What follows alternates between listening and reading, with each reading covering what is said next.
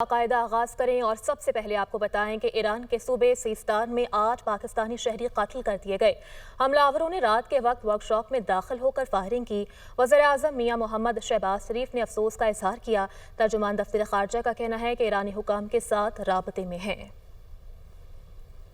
ایران میں 8 پاکستانی شہریوں کو قتل کر دیا گیا۔ واقعہ صوبہ سیستان کے ضلع مہرستان کے گاؤں حائز آباد میں پیش آیا۔ تمام افراد کو ہاتھ پاؤں باندھ کر گولیاں ماری گئی۔ پاکستانی شہری گاڑیوں کے ورک شاپ میں رہائش پذیر تھے۔ حملہ آور رات کے وقت ورک شاپ میں داخل ہوئے۔ ایرانی حکام نے تفتیش کا آغاز کر دیا۔ دھوکہ احمد پور شرقیہ سے تھا۔ لواحقین نے حکومت سے مطالبہ کیا ہے کہ لاشیں واپس لائی جائیں اور انہیں انصاف فراہم کیا جائے۔ ترجمان دفتر خارجہ کا کہنا ہے ایران میں پیش آنے والے افسوسناک واقعے سے آگاہ ہیں۔ واقعے کے بعد ایرانی حکام کے ساتھ رابطے میں ہیں۔ واقعے سے متعلق مزید تفصیلات حاصل کر رہے ہیں۔ وزیر اعظم شہباز شریف نے 8 پاکستانیوں کے قتل پر گہرے دکھ اور رنج کا اظہار کرتے ہوئے کہا ایرانی حکومت ملزمان کو گرفتار کر کے قرار واقع سزا دے، وجوہات عوام کے سامنے لائی جائیں۔ وزیر اعظم نے سفارت خانے کو پاکستانیوں کی میتوں کی واپسی کے لیے اقدامات کی ہدایت بھی کر دی۔ وفاقی وزیر داخلہ محسن نقوی نے بھی ایران میں پاکستانیوں کے قتل پر افسوس کا اظہار کیا، جبکہ وزیر اعلیٰ پنجاب مریم نواز کے ایران میں 8 پاکستانیوں کے قتل کی مذمت۔ مریم نواز کا واقعے پر افسوس کا اظہار، سوگوار خاندانوں سے اظہار تعزیت۔ مریم نواز کا جاں بحق شہریوں کے اہل خانہ سے دلی ہمدردی کا اظہار۔ بے گناہ افراد کا بہیمانہ قتل انتہائی تکلیف دہ امر ہے۔ وزیر اعلیٰ مریم نواز ایران کے سفارت خانہ کی صوبہ سیستان میں 8 پاکستانیوں کے قتل کی مذمت۔ بیان میں کہا گیا کہ دہشت گردی پورے خطے کے لیے مشترکہ خطرہ ہے۔ دہشت گردی کا مقابلہ کرنے کے لیے تمام ممالک کی مشترکہ کوششوں کی ضرورت ہے۔ مشترکہ کوششوں سے دہشت گردی کو ختم کیا جا سکتا ہے۔ دہشت گردی کی وجہ سے ہزاروں بے گناہ لوگوں کی جانیں گئی ہیں۔ ایران میں جاں بحق ہونے والے 8 محنت کشوں کے گھروں میں صف ماتم بچ گئی ہے۔ غم سے نڈھال اہل خانہ کا ایک ہی مطالبہ ہے کہ ان کے پیاروں کی میتیں جلد سے جلد پہنچائی جائیں۔ ہمارے نمائندے اطہر فاروق آوان اس وقت بہاولپور میں مقتول دلشاد کے گھر پر موجود ہیں۔ مزید ان سے بات کرتے ہیں۔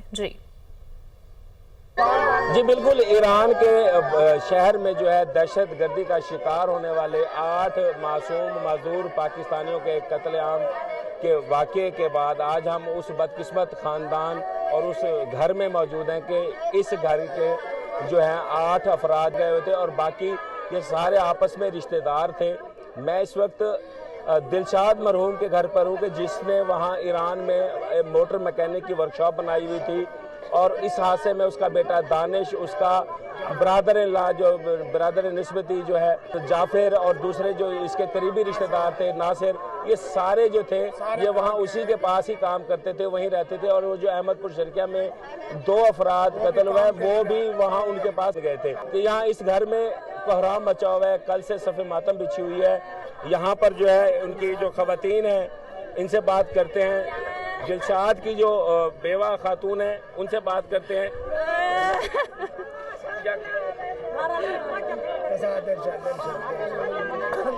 یہاں سارے تقریباً پوری فیملی ہی صدمے میں ہے۔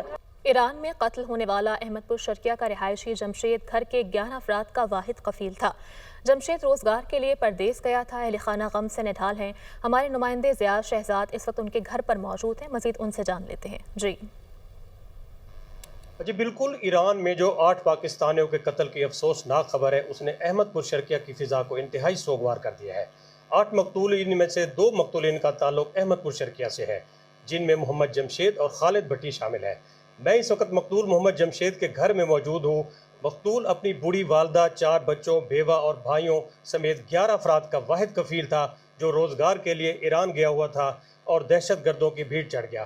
میرے ساتھ ان کے بھائی موجود ہیں۔ جی میرا بھائی گیا تھا، تقریباً مدت 1.5 سال سے وہاں پہ کام کر رہا تھا۔ یہ محنت مزدوری ورکشاپ کا کام کرتا تھا، تو اس کو وہاں پہ قتل کر دیا گیا ہے۔ تو ہماری حکومت سے یہی گزارش ہے کہ ہمارے بھائی کو یہاں پہ اس کی لاش یہاں پہ پہنچائی جائے جلد سے جلد، ہم تاکہ آخری دیدار اس کا کر سکیں۔ جی ان کا یہی کہنا ہے کہ ان کے پیاروں کی جو لاشیں ہیں جلد سے جلد ان کے گھروں میں پہنچائی جائے تاکہ وہ نماز جنازہ ادا کر کے ان کی تدفین کر سکیں۔ اس کے علاوہ ان کے ناحق قتل میں جو لوگ ملوث ہیں ان کو کیفر کردار تک پہنچایا جائے۔ جی दीगर खबरों में बात करेंगे। आज से 15 अप्रैल तक 3 रोज़ा समंदर पार पाकिस्तानी कन्वेंशन का इनेकाद किया जाएगा। समंदर पार पाकिस्तानी कन्वेंशन का इनेकाद जिना कन्वेंशन सेंटर इस्लामाबाद में होगा। कन्वेंशन का इफ्तिताही सेशन 14 अप्रैल को होगा, जिसमें चेयरमैन सेनेट शिरकत करेंगे। कन्वेंशन में SIFC की जानिब से ब्रीफिंग दी जाएगी। इस मौके पर कन्वेंशन के शरका का करारदाद मंजूर करेंगे। कन्वेंशन में SIFC, वजारत खारजा, वजारत तजारत, नादरा, OPF, स्टेट बैंक और FBR की साइड मीटिंग्स मुनाकिद होंगी, जबकि chief of army staff general Syed Asim Munir की जानिब से कॉन्फ्रेंस के शरका के एजाज़ में 14 अप्रैल को अशाया दिया जाएगा। लोक वर्सा में समंदर पार पाकिस्तानियों के एजाज़ में कल्चरल फूड मेला और लोक म्यूज़िक का एहतमाम किया जाएगा। 15 अप्रैल को समंदर पार पाकिस्तानी कन्वेंशन में chief of army staff general Syed Asim Munir शिरकत करेंगे। 15 अप्रैल को समंदर पार पाकिस्तानी कन्वेंशन में वज़ीर आज़म शहबाज शरीफ शरीक होंगे। इस दौरान ISPR की जानिब से दस्तावेजी वीडियो भी दिखाई जाएगी। Chief of army staff general Syed Asim Munir convention से खिताब करेंगे। वज़ीर आज़म पाकिस्तान 15 अप्रैल को समंदर पार पाकिस्तानी कन्वेंशन से खिताब करेंगे। 15 अप्रैल को कन्वेंशन के शुरका के एजाज़ में वज़ीर आज़म की जानिब से अशाया दिया जाएगा।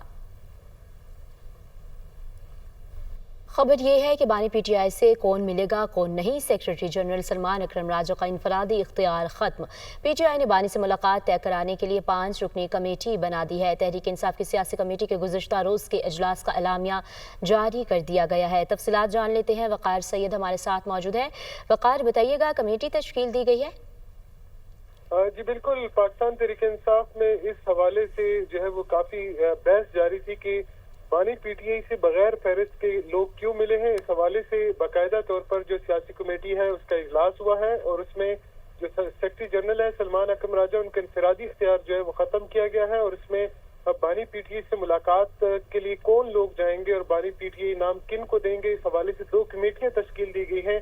एक 5 रुकनी कमेटी तश्कील दी गई है, वो फैसला करेंगे कि बानी PTI से ये कौन जो है वो मुलाकात करेगा, ये बाहमी मुशावरत से होगा। जबकि इसके अलावा 3 जो रहनुमा है, फोकल पर्सन हैं, वो बानी PTI का पैगाम पार्टी तक पहुंचाएंगे और इसी के साथ जो है वो बानी PTI का ये पैगाम भी पहुंचाएंगे कि वो किन से मिल सकते हैं। जबकि जो 5 रुकनी कमेटी है उनका ऐलान तो नहीं, नाम तो नहीं आया सामने, लेकिन जो फोकल पर्सन है उसमें गौहर अली खान है, सलमान अकरम राजा और इंतजार पंजोता का नाम दिया गया है। जबकि सियासी कमेटी में ये तय पाया कि फहरिस्त के अलावा मुलाकात करने वाले जो पार्टी डिसिप्लिन की जो है वो खिलाफ वर्जी करेंगे और ऐसे जो रहनुमा है उनके खिलाफ फौरी तौर पर कार्रवाई की जाएगी। जबकि अगर फहरिस्त में शामिल लोगों को रोका जाता है तो वो इस बात के पाबंद होंगे कि वो फौरी तौर पर हाई कोर्ट को जो है वो तौहीनी इलेक्शन जो तौहीनी अदालत है उसकी पिटिशन दायर करेंगे। जबकि जो सियासी कमेटी है उन्होंने जो खैबर पख्तूनख्वा के जो ओहदेदार हैं उनको